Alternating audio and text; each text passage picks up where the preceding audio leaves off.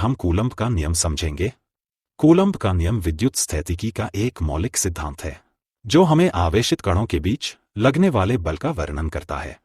इस नियम को फ्रांसीसी भौतिक वैज्ञानिक चार्ल्स ऑगस्टिन डे कूलम्ब ने 18वीं शताब्दी में प्रतिपादित किया था। आइए इस नियम को विस्तार से समझते हैं।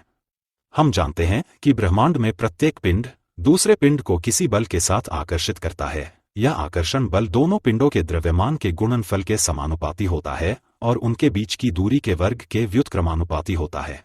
इस नियम को सार्वत्रिक गुरुत्वाकर्षण नियम भी कहा जाता है। ठीक इसी प्रकार कूलम्ब का नियम भी काम करता है, लेकिन कूलम्ब का नियम आवेशित कणों पर लागू होता है और इसमें आकर्षण तथा विकर्षण दोनों प्रकार के बल होते हैं। चलिए इस नियम को एक उदाहरण से समझते हैं। मान लीजिए कि दो आवेशित कण ए और बी हैं। कण ए पर धनात्मक आवेश है और कण बी पर ऋणात्मक आवेश है, और इन दोनों आवेशित कणों के बीच की दूरी r है।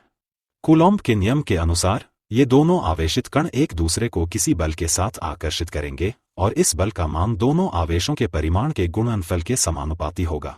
साथ ही यह बल दोनों आवेशों के बीच की दूरी के वर्ग के व्युत्क्रमानुपाती होगा।